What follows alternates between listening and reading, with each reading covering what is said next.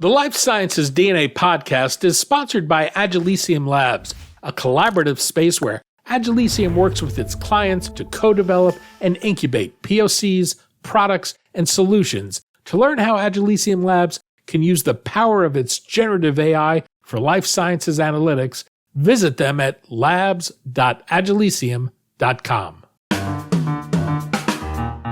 Sri, we've got Dimitris Agrafiotis on the show today. For people not familiar with Dimitris, who is he? Danny, Dimitris is Director of Digital Analytics and AI at Arsenal Capital Partners, a specialized private equity firm. He previously served as Chief Digital Officer at Generate Biomedicines, where he led multidisciplinary teams across technology, data sciences, automation, and digital transformation. He's worked in several large biopharma companies, and he's also held key positions in informatics and data strategies at companies like Covance. And what are you hoping to discuss with him today? Dimitris has a wonderful experience in the intersection of digital, technology, data science, and life sciences. He spans the entire R&D continuum in all of the different companies he's worked on, as well as across venture-funded biotechs and biopharma and services industries he's been a part of. I want to talk to him about how do you unlock the potential of AI in clinical trials specifically, and some of the key challenges companies face in adopting AI. Well, before we begin, I want to remind our audience they can stay up on the latest episodes of Life Sciences DNA by hitting the subscribe button. If you enjoy the content, hit the like button and let us know your thoughts in the comments section. With that, let's welcome Dimitris to the show. Hi, Dimitri. Pleasure to have you on the podcast. How are you doing? I'm doing well, Sri. It's a pleasure to be on this call. It's really our privilege to have somebody like you to explore AI. So, Dimitri, why don't you give us a little bit of your take on what's the state of AI right now, specific to clinical trials, and where do you see its use the most? In my opinion, there's a lot of pilotitis, what I call pilotitis. There's a lot of pilots being tried in the industry. A lot of people throw things on the wall and see what sticks. And I think much of this is prompted, I guess, by the enormous successful of the large language models in our personal lives and predictive analytics in general in our personal lives. You know, the recommendations on Netflix or the success of ChatGPTs and related technologies.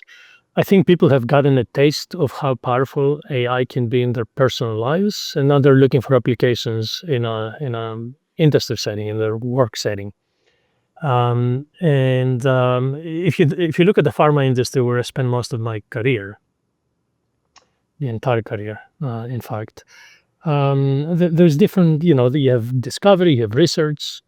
You have preclinical development, you have clinical development, you have manufacturing, commercialization. And I think some of the most promising applications of this modern deep learning models, large language models, are in clinical development, in fact, because much of the work there is operational in nature. And in my humble view, these technologies, AI, will be much more impactful on removing operational overhead versus discovering novel science.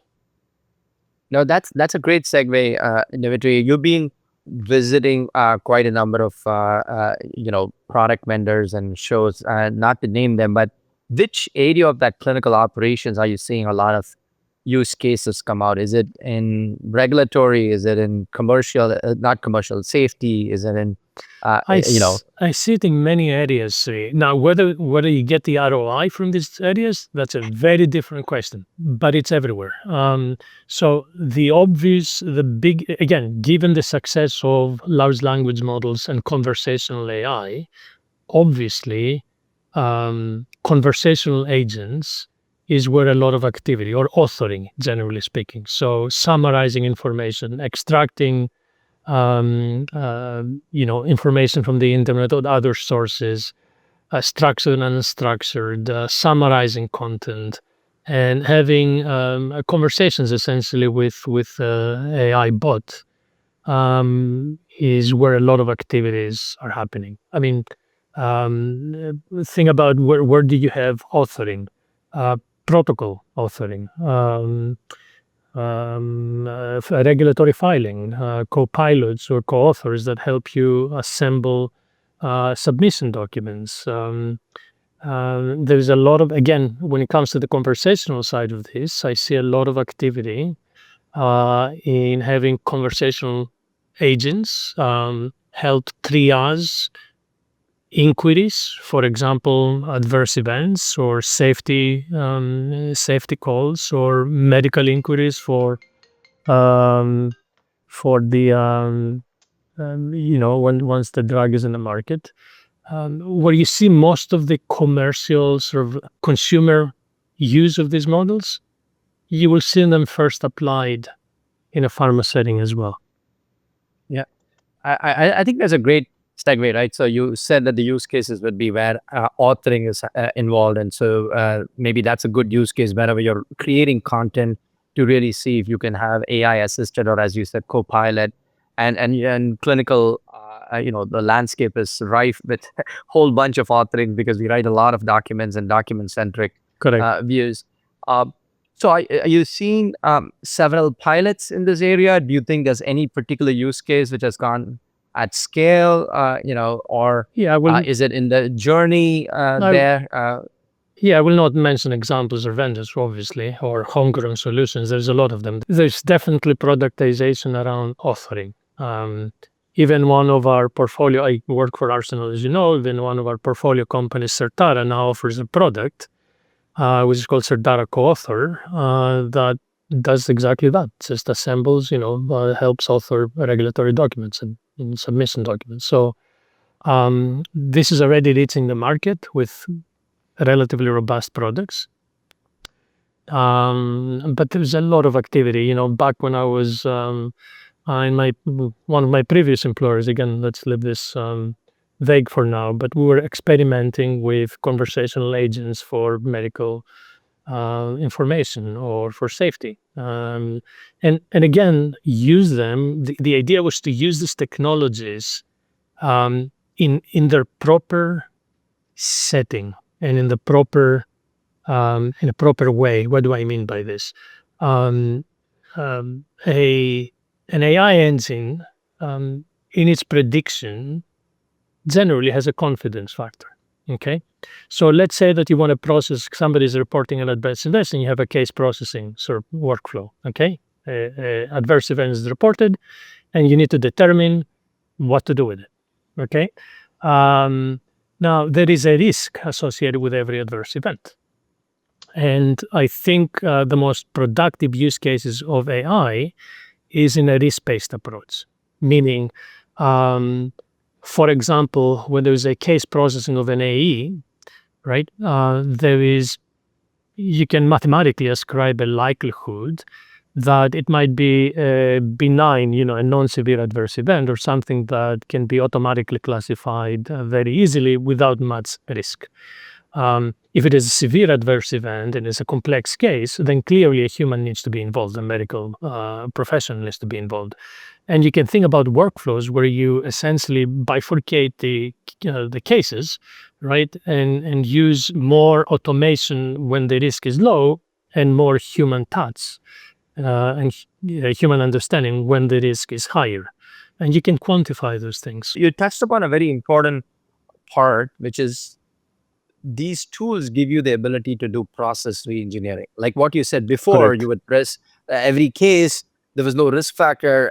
Case 1 was the same, case 2, case 3, case 4, and then you Correct. triaged it. Now what you're saying is, let me pre-filter it, let me risk-based filter it, take one stream to automate it, another one to human. There'll always be a human in the Yep. middle in the end, but that could be a lesser touch of the human than the larger touch. But process reengineering, is a very difficult task because you have to change SOPs, quality will push back. So walk me through that scenario. How do you make that change happen? Because it's easily said than done, right? You say a process change, it's cerebrally right, but procedurally difficult. Yeah, change is difficult, particularly if you don't offer compelling arguments to the people who are supposed to do the work. This is a very complex problem, Sri. Change management is very complex for a variety of reasons where fault is on both sides. Okay, meaning I've seen it firsthand. Generally, heavily operational processes do not invite innovation. Right, individuals who are used to doing the same job over and over and over and over again are less receptive to change. It's just it comes with the job. It comes with the territory.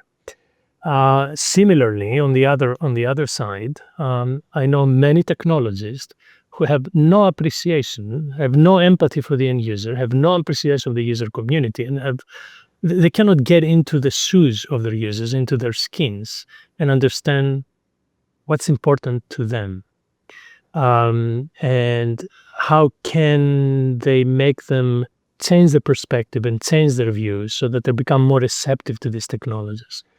So it requires sophistication, not sophistication on one side in terms of how you approach the user community, how you approach management, how do you approach. Everybody needs their own touch, Sri, and their own hooks. But change is a formidable adversary when it comes to technology adoption, and you need to approach it thoughtfully and cleverly. No, I mean, let's explore that a little bit, because you've been a big proponent of making it easy to use. You're a very big proponent that keep it simple, make it easy. Yep. From an adoption curve standpoint. Walk me through that, because I think that that's so relevant to this change, because many of the time technology is very complicated, or you're complicating the workflow. And as you said, don't put that end user in mind. And walk me through how would you make that easy? What are some tenets which you advocate for that? As I said, Sri, before, it is a foundational part of my my being, I guess, and my work throughout the last 3+ decades. In fact, many of my presentations, my scientific or technical presentations, end with a couple of slides around that point. One of them shows a nice iPad, with a legend. It's the app's stupid. I'm paraphrasing, of course, James Carville, Bill Clinton's campaign advisor, which is the economy stupid. But at the end of the day, what wins hearts and minds is the user experience. Okay, you can have the most sophisticated system on the back end, the most sophisticated data platform. If you cannot deliver it in a way that captures people's hearts and minds, makes their lives easier, and also captures their hearts, their senses, it will be all for nothing. So now, how do you build great user experiences? I think you need to have the spark yourself as an engineer, as a developer, or as a product designer. But you also need to have maniacal focus on your user and very deep understanding of their phenotype or phenotypes. Okay, a researcher in pharma has a very different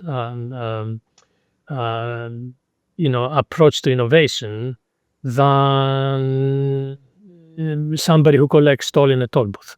And just to give a dramatic example here, there's nothing wrong with any of these jobs. I'm just telling you that their receptivity to innovation is very different, because one is living and breathing it, and the other is just exposed to it and has to work with it.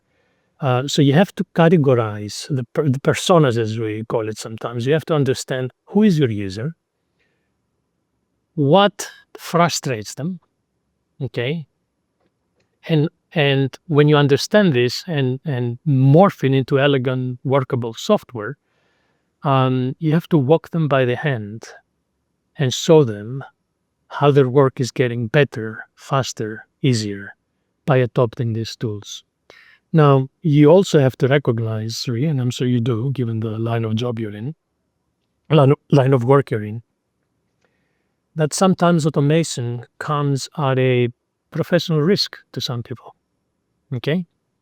That is a broader question. I'm not sure this is the right setting, but oftentimes you run into situations where the user may be a victim of this technology.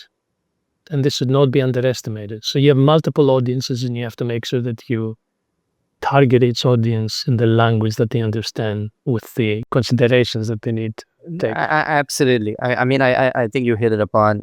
You need to understand the phenotype or archetype of your users. Make sure you're maniacally focused on what's good for them, giving them a good experience, and making it easy such that they're coming back and getting the ROI, right? As you said, productivity and improvement. So very, very fair points and very critical to part of that change. Now, going back to your process example, in all these streams with adoption of AI, there's the human in the middle. And what kind of role does this human in the middle play? Because before we were just an adjudicator, now we learn from that decision, you give back and teach the AI back. And so the human role is becoming a lot more of a teammate than one of, judge and jury, right? So walk me through, how do you build systems towards these teammates? How do you become these teammates with the AI? What has worked in your experience? Well, this is still happening as we speak. So my past experience is not of much value here, because this is an emerging discipline, essentially, where man and machine communicate in real time, and one impacts the other. It's like the Heisenberg's principle: the mere observation of an experiment changes its outcome. But back to the topic under discussion here. I think, first of all, Sri, one shouldn't underestimate. Sometimes we talk in very futuristic terms, and we're not there yet. Many of our needs are very earthly, very mundane. Okay, many of the improvements are, you can't even call it AI practically. It's just automation. This is digital automation. That's all there is to it. And yet the benefit is enormous. Practical benefit is enormous. So I think we're a little bit away from the the stage where the interaction between humans and machines is sort of really blended, and one truly impacts the other in real time. I mean, there are some exceptions to this rule, but by and large, we're not there yet.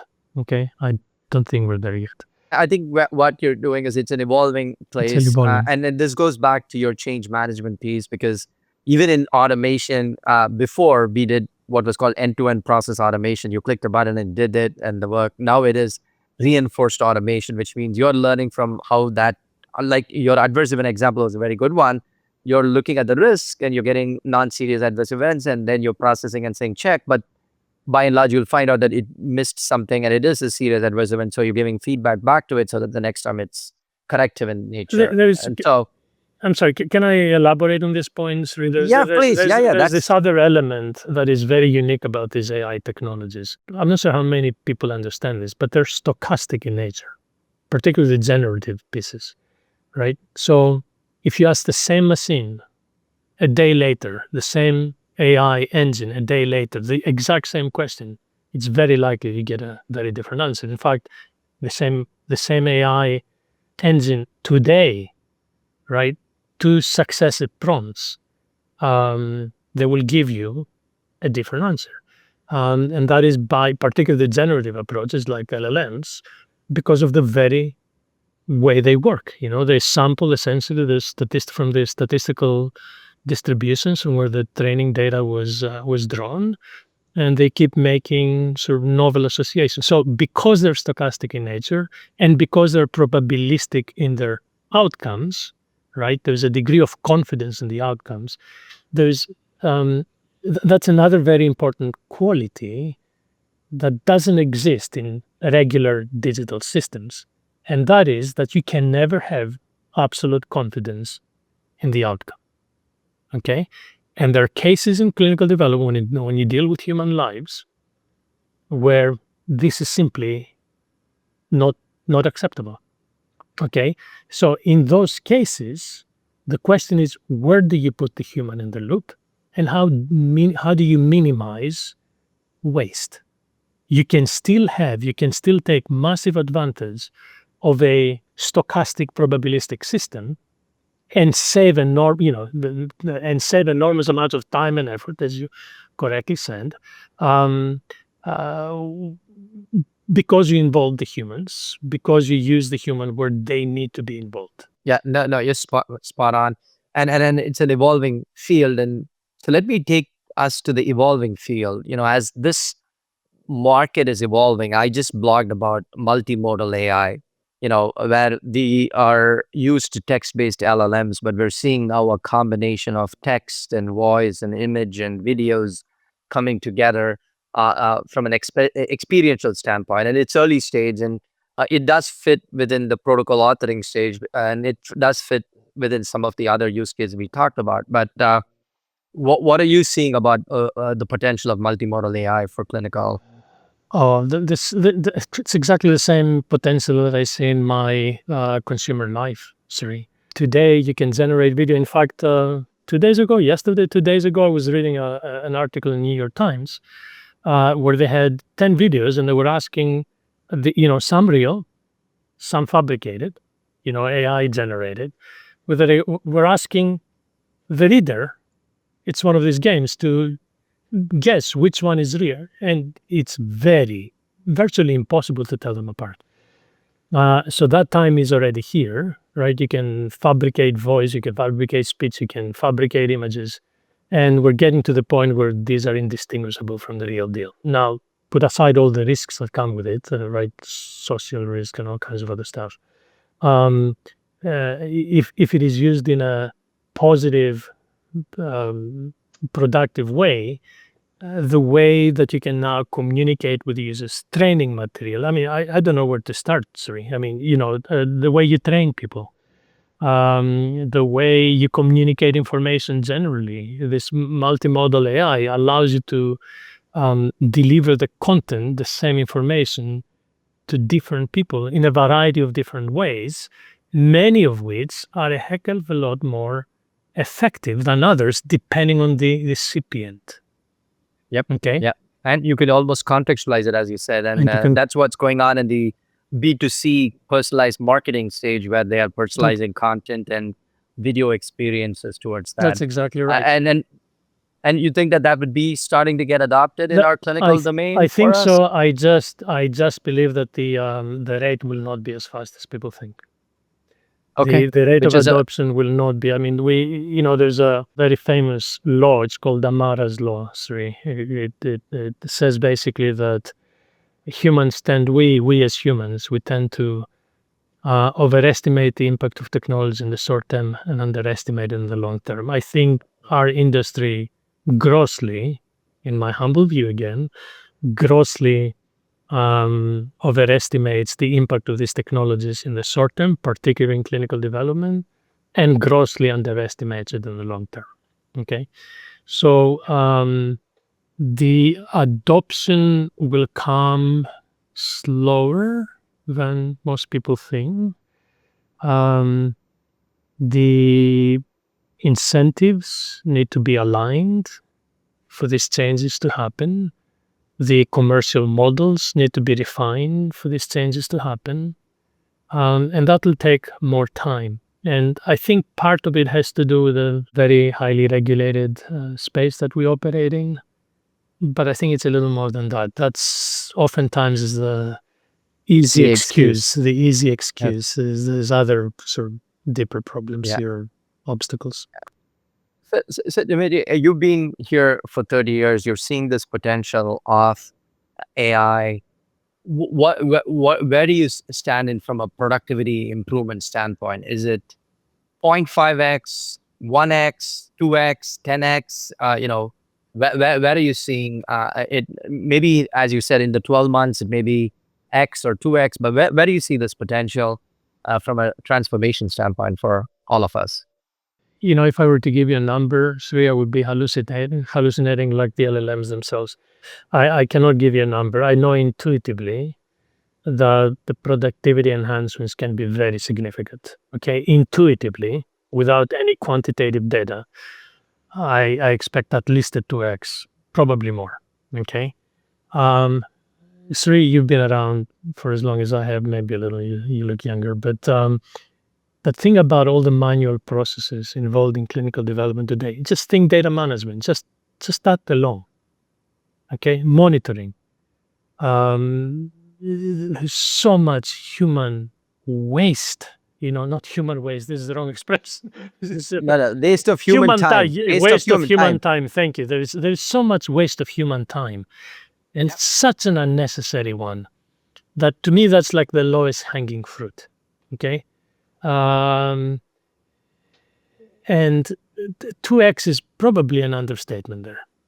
Now you have to wonder, because we have technologies today that can cut this waste very quickly. So one wonders, why has it not happened yet? And what is, in your opinion, is it that change management thing, the human adoption, that spirit of innovation? I think it's a little more complicated. It is incentives. The oftentimes human labor is used to intentionally because it has higher margins, for example, for some businesses. Okay. Let me put it this way.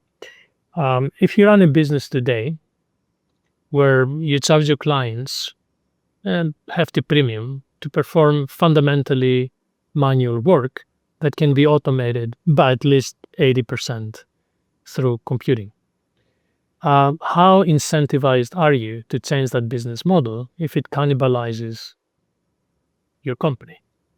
And how do you, and everybody can see the tsunami coming, but how many people can respond to this tsunami from within? So this is another interesting thought I've been having. Again, this is not a science, it's just intuition. It is that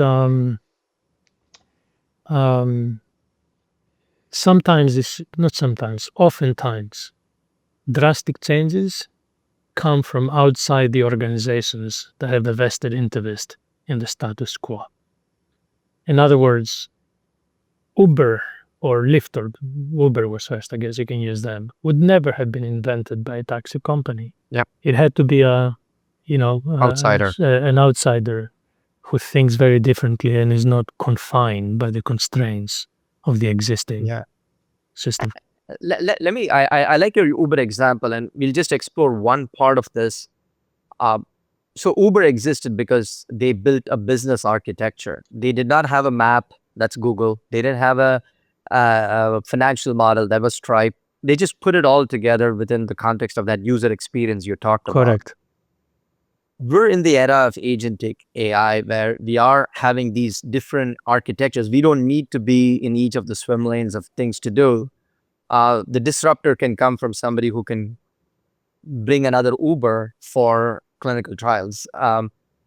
Walk me through, what do you think of this model which is evolving with agentic AI, but more so, what kind of business architectures would evolve, to Uberify our clinical trial landscape? That's an interesting question.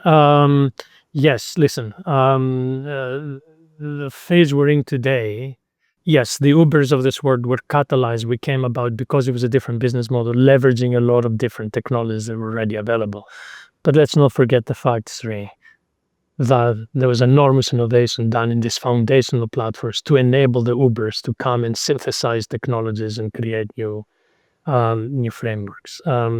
So I personally think that the era of deep innovation, right, fundamental core innovation, is anything but over. I mean, this will continue to happen with. The analogy I give is with APIs. For us who have a little bit of a technical background, application programming interfaces, right? You have modules, components that can communicate, can be designed in isolation, have a very well-defined interface to the external world, and can be invoked and used in configurations that were, in many cases, were never even envisioned when these components were put together. So we're now into this era where we can really very quickly pull down, components from gazillions of sources and reconfigure them in very unique ways.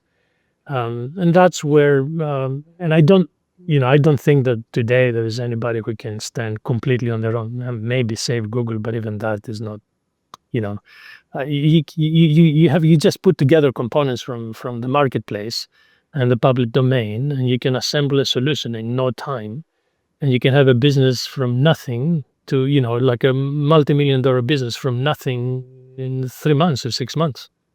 It's human history has never seen this before. No, absolutely. And that's the art of the potential. Maybe the skill sets of tomorrow is that recipe management of building these components, APIs, agents together to create that infrastructure. And what you're saying is that's not, you didn't say 24 months from now, 6 months from now, 12 months from that innovation is constantly happening. But what you said was even more important is the foundational layer has to start to catch up. If you have a bad CTMS and if you had a bad data management tool and a bad monitoring tool, whatever agents you do is only as good as the rate limiting infrastructure. And so getting good data infrastructure going will then, as you said, accelerate or spiral this innovation, because then somebody smart will come and put these pieces and components together in a puzzle mode, which we never thought could be done, but now drives significant value in clinical trials. Correct, but remember this as well, though. I've often pondered worrying about this. I mean, it's terrifying. The pace of change today is staggering, which means for me to make an investment in a given piece of technology today, I'm making it knowing full well that 6 months to a year from now, it will be obsolete. So the way we invest in technologies, back in the time, for 20 some years, 30 years even today, I wrote my first C++ code 30 some years ago, and it's used today in production systems, and it's flying. It's like fantastic, okay? Because that core hasn't changed. Good luck today. I mean, today you're building something, and the next day it is obsolete. So the way you invest in technologies changes completely. The bets you make change completely. The economics change completely. A lot of these things are transient. They exist today, they may not exist tomorrow. And what is very hard to do, Sri, and you know this from sort of from personal experience, is make educated bets. Yeah. Right? And what happens if your bet doesn't pan out, as is often the case? And last question, and then I'll pivot to your key takeaways. The last question is the skill sets which we all got trained in, C++, fundamental architecture, all of that is needed. But as you sit today, you're talking about skill sets about making bets, looking at probabilistic things, making experiments which can fail or succeed, quite different in my mind on the type of skill sets you need to develop. What are the core skill sets which remain true and tested, which I know you have a strong opinion on that, but what are the new skill sets somebody has to learn and build for this future, this changing future you just talked about? I mean, there's business, and there's technical skills. I am firmly of the opinion that will never change, Sri. Probably take them to my grave. That fundamental understanding of how computers work remains very important. What worries me today is that there's a whole generation of engineers who use, GitHub compilots and use essentially LLMs to help them program, but have lost deep understanding. They don't care about efficiency. They just throw more CPUs into the problem or grab another library, and they're losing the fundamental understanding and background in algorithms and efficient computing. That I guess is the curse of affluence and abundance. I believe that skill is as relevant today as it was before, and I believe that skill is will differentiate the lasting innovations from the fads, the temporary ones. Having said that, I still believe that the sources of innovation are abundant, right? There's just such a plethora of new ideas and new capabilities that are just you being confronted with and exposed to, that the task of assembling an effective, efficient, and helpful solution has become much, much easier. You can do it in shorter amount of time and in greater style, right? You can put together very sophisticated systems without sweating it as much as in the past. So in that sense, I think when it comes back to your skill level, I think the business savvy, trying to understand what is the problem you're trying to solve, right? The ability to read between the lines, because what is asked for is not necessarily what is wanted, which is not necessarily what is needed. So people need to read between the lines, take vague, amorphous user requirements, and morph them into elegant, workable products. And that is a very creative endeavor. What other skills do you need? I mentioned before empathy for the end user. I think a real skill is trying to think like the providers of consumer types of apps and software, right? Because they go after you.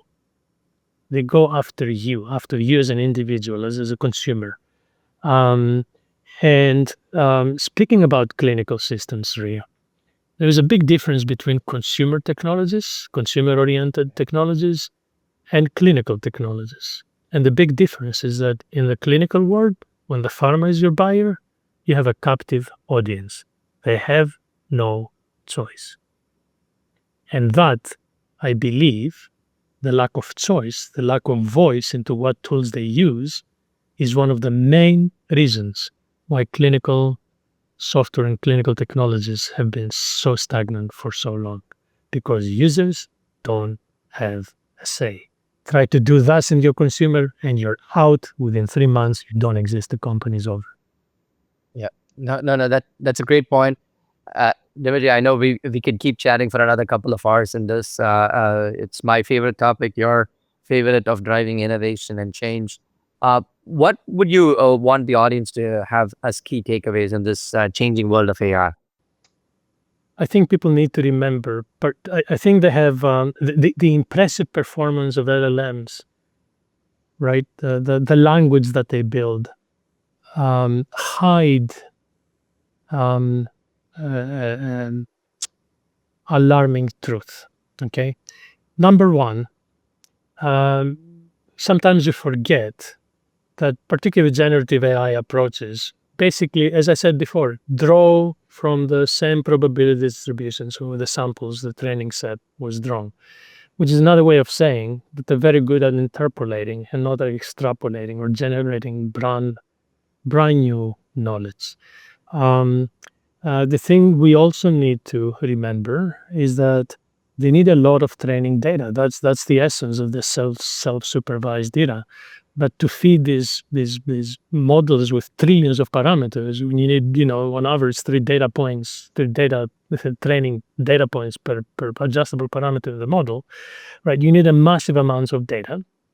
And this data needs to be of high quality. And I see very little attention on the quality of data today. Okay. It needs to be well structured, well organized, very well curated. It needs to be fit for purpose. And there isn't a lot of talk because data wrangling is seen as not as sexy, I guess. I think I mentioned this before, that we tend to forget human nature and the fact that at the end of the day, human convenience trumps everything. And therein lies the risk. If I can get to my answer easily, I'm not inclined to check the response that I'm getting. Okay? And this is the word that we're getting into, Sri, that it's so convenient for us to do our work that we actually are not incentivized to check, to do the validation in the back end. And the other thing, just to close this, we're clearly at the not even the peak, close to the peak of the hype cycle. And sometimes we tend to go all in to this, assuming that the capabilities of AI will keep growing exponentially as they have done in the past. That may not be the case. Futures are very hard to make, particularly about the future, as Niels Bohr put it. But we've been through 2 AI winters before, where the reality didn't meet the hype and the expectations. And even though it appears that we're in a different phase now, that risk is still there. These are great takeaways. I think the AI winter is a good one to always worry about. But the thing which you said, when you make LLMs easier to use, there's a new term coming up. It's called AI obesity. That is basically you use AI, and because you're not training your mental muscles to think, you are actually doing it. There were a couple of research papers that just got published where people who are using AIs were not highlighting the regions of the brain for decisioning and decision making. And so it's something to always watch out for. But Dimitri, thank you so much. I really enjoyed myself in this session. We dived around lots of topics, and I thank you again for your time. Thank you, Srini. Thanks for the opportunity. Great to talk to you. Well, it was fascinating to listen to the two of you. What did you think? Oh, it was a fascinating conversation. What I really liked about the conversation was it was very practical and pragmatic. Dimitri always has a good framework to say. He said, hey, AI is here today. It has high throughput and productivity. But he also talked about the challenges of AI and thinking about what we should do in terms of the right use cases to build, the right type of diligence we need to do, and the right type of guardrails we have to put for making it successful. So I really like the pragmatic nature of the conversation today. So he actually talked about operational efficiency rather than discovery being a big payoff. Is that how you see this? Specific to generative AI, I would agree with Dimitri. There's a lot more scope in operational efficiencies coming out. He talked about it. The clinical trial infrastructure has so much of documents flowing back and forth between different people, and really using AI to streamline some of that document management process and bringing in more efficiencies is a low-hanging fruit. He also talked about using AI for better decisioning, where we could reorchestrate the workflow. He gave the example of safety, where you risk analyze a case and then decide whether that has to go through a human-first workflow or an AI-first workflow. So there's a lot of good nuggets in what Dimitri talked about on how you could bring productivity improvements in what we're doing from a clinical and clinical trial perspective. One of the things that really struck me is when he said that AI is stochastic in nature, particularly with regards to generative AI. If you give a prompt one day and you use the same prompt the next day, you'll get different responses. And he suggests that this has implications for clinical development because it removes certainty. What does that say for the role of the human working with this technology? I'll separate that question into 2 parts. The first is, yes, it is stochastic and probabilistic in nature. And therefore, if you ask it the same thing, you're not going to get the exact same answer all the time. Now, you could put guardrails to make it deterministic through better prompting, better guidelines and stuff, so that you could get a deterministic output. But you should be comfortable that when you ask for a summary of a particular document, you're going to get different languages the couple of times you ask that. But dimensionally, it means the same thing. You should be comfortable working with that nuance of black and white. If you're used to very deterministic answers, that every time the answer has to be the right answer and it has to be number 9 when you say 3 into 3, then you need to put the guardrails to make sure that it becomes deterministic. Many of the use cases today are more probabilistic. And the role of the human is that today you and me are communicating. I can bet my bottom dollar that every time I talk to you, you're not giving me the exact same answers unless you're an actor and doing it from a script. So if you're giving me different answers, I'm still able to interpret it because I know what Danny is saying, and I can understand that by and large, Danny's not changing his position. He's just articulating it in a different way. It's the same thing as humans interact with AI. AI will articulate it in a different way, but we need to deal with what it is dimensionally telling it, not what it is specifically telling us. And he also said that people tend to overestimate the technology in the short term and underestimate it in the long term. Do you agree with that? And if so, what do you think that is? I think it's the classic part of the hype cycle. Early stage, we were very skeptical about Gen AI when ChatGPT came in. It's never and all of that. Now that people are starting to use it, they're saying that this is like panacea. It will solve world problem and world hunger. Of course, that's the height of the hype cycle. I think where it'll land is in very specific use cases where it works with the right guardrail, with the right ROI, with the right productivity measures, and then the adoption becomes much more mainstream. I think we are in that cycle of hype, and it'll come down to a cycle of reality. We're in a good space because we all know what we should be looking for, and we're putting the right constructs to build a better tomorrow.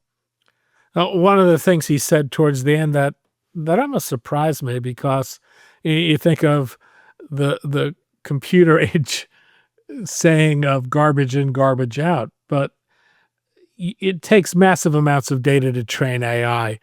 But he said there's very little attention to the quality of data today. Is that correct? And why is that? It is. The data quality has been a holy grail problem in clinical trials because we have different siloed systems. We don't have a uniform taxonomy. Every time you try and bring data standardization together, things start to move on. So data is, he brought this term up, data wrangling. And truly, we have to wrangle data together to make sure that we have the right infrastructure for decisioning and decision making. So he's absolutely right. Data is going to continue to be the problem for us for a long time. Harmonizing the data, structuring the data, getting it right, using that right data for training, and then making the right decisions on top of it. I think he said something very clear. If you do not know how the outcome is coming, you will just then not be confident to trust the outcome. And so I think all of us have to be chefs. We need to know how the dish is made so that when we eat and taste it, we know exactly what went into it. I think that's a very critical learning which he advocated, that we need to know exactly how things are coming out and how it's made so that we can have confidence in the output. It was a great discussion, and Sri, thanks as always. Thanks again to our sponsor, Agilicium Labs. Life Sciences DNA is a bi-monthly podcast produced by the Levine Media Group with production support from Fullview Media. Be sure to follow us on your preferred podcast platform. Music for this podcast is provided courtesy of the Jonah Levine Collective. We'd love to hear from you. Pop us a note at danny@levinemediagroup.com. For Life Sciences DNA, I'm Daniel Levine. Thanks for joining us.